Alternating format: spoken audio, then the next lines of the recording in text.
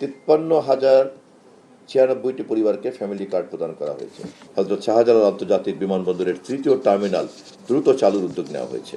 16 ডিসেম্বরকে সম্ভাব্য তারিখ হিসেবে বিবেচনায় রেখেই সকল প্রস্তুতি সম্পন্ন করার নির্দেশ দেওয়া হয়েছে। হযরত শাহজালাল আন্তর্জাতিক বিমানবন্দরে প্রায় 94,000 বর্গমিটার এলাকা জুড়ে ওয়াইফাই নেটওয়ার্ক বিস্তৃত। এর আওতায় রয়েছে terminal 1, 2, domestic terminal, VIP terminal এবং কার পার্কিং এলাকা। এই বিস্তৃত কভারেজের ফলে বিমানবন্দরে প্রায় সব গুরুত্বপূর্ণ অংশই যাত্রীরা এখন বিনামূল্যে ইন্টারনেট সেবা গ্রহণ করতে পারছেন। পানি সম্পদ মন্ত্রণালয়ের হাইলাইটস হচ্ছে পদ্মা ব্যারেজ প্রকল্প। একনেক অনুমোদন করেছে 13ই মে। প্রকল্পটি বাস্তবায়িত হলে রাজশাহী ও খুলনা 24টি জেলার নদী পাড়ের মানুষ উপকৃত হবে।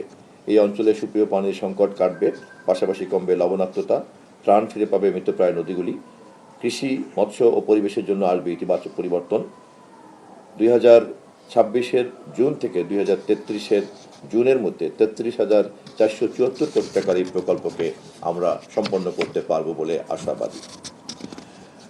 আগামী 5 বছরে দেশে 20,000 কিলোমিটার নদী, নালা, খাল, জলাধার খনন ও পুনঃখনন কর্মসূচি আমরা হাতে নিয়েছি। 180 দিনে 1200 কিলোমিটার নদী, নালা, খাল, জলাধার খনন ও পুনঃখনন করার লক্ষ্যমাত্রা আমরা অর্জন করতে যাচ্ছি, যা প্রায় কাছাকাছি চলে এসেছি। সমাজ কল্যাণ মন্ত্রণালয় থেকে আপনাদেরকে অবহিত করছি, বর্তমান সরকারের অন্যতম গুরুত্বপূর্ণ নির্বাচনী অঙ্গীকার ফ্যামিলি কার্ড খুবই আলোচিত এবং খুবই জনপ্রিয়। নারী প্রধান পরিবারের সামাজিক নিরাপত্তা জোরদারকরণ এবং সামাজিক কল্যাণ খাতে আগামী 4 বছরের মধ্যে পর্যায়ক্রমে 4 কোটি পরিবারকে ফ্যামিলি কার্ডের আওতায় নিয়ে আসার পরিকল্পনা সরকারের রয়েছে। মাননীয় প্রধানমন্ত্রী জনাব তারেক রহমান পাইলটিংয়ের পর্যায়ে গত 10ই মার্চ 2026 তারিখে ঢাকায় ফ্যামিলি কার্ড বিতরণ কার্যক্রম উদ্বোধন করেছেন। ইতিমধ্যে 53,096টি পরিবারকে ফ্যামিলি কার্ড প্রদান করা হয়েছে।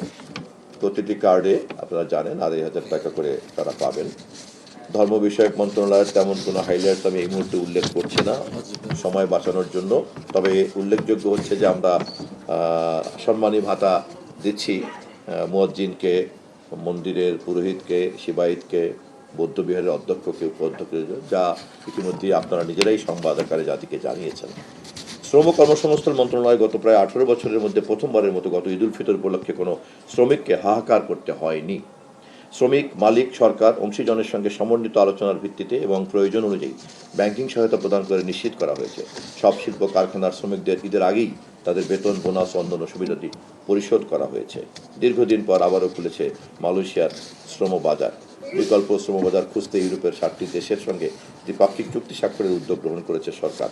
দেশগুলি হল Serbia, Greece, north Macedonia, Romania, Portugal, Brazil এবং রাশিয়া। খাদ্য মন্ত্রণালয় খাদ্য বান্ধব কর্মসূচির আওতায় 55 লাখ পরিবারকে 6 বছরে 6 মাস 15 টাকা কেজি দরে মাসিক 30 কেজি চাল দেওয়া হচ্ছে। চলন্ত ট্রেনের যাত্রীদের জন্য ডাক, টেলিযোগাযোগ ও তথ্য প্রযুক্তি মন্ত্রণালয় থেকে ফ্রি ইন্টারনেট সুবিধা দেওয়ার উদ্যোগ নেওয়া হয়েছে এবং আশা করি আগামী 180 দিনের মধ্যে 2,336টি কারিগরি ও 8,232টি মাদ্রাসার শিক্ষা প্রতিষ্ঠানেই আমরা এই ফ্রি ওয়াইফাইয়ের সুবিধা পৌঁছে দিতে পারবে সরকার। খাদ্য বান্ধব কর্মসূচির আওতায় 55 লক্ষ পরিবারকে বছরে 6 মাস, ওটা বলেছি আমি না, বলেছি। পার্বত্য চট্টগ্রাম মন্ত্রণালয় বর্তমান গণতান্ত্রিক সরকারকে সম্প্রতি প্রতিমন্ত্রীর মর্যাদায় নৃগোষ্ঠী বিষয়ক একজন বিশেষ সহকারী নিয়োগ করা হয়েছে, যা আপনারা গণমাধ্যমে আপনারাই সংবাদ করেছেন।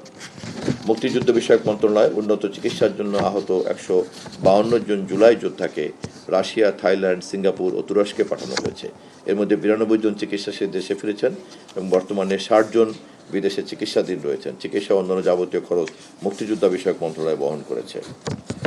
আইন শৃঙ্খলা পরিস্থিতি নিয়ে স্বরাষ্ট্র মন্ত্রণালয়ের পক্ষ থেকে আমরা আপনাদেরকে জানাচ্ছি, তথ্য প্রযুক্তি ব্যবহার করে অপরাধ দমন, ট্রাফিক ব্যবস্থাপনা এবং নাগরিক সেবা ও সুরক্ষা জোরদার করতে ঢাকা মেট্রোপলিটন পুলিশ নিরলসভাবে কাজ করে যাচ্ছে।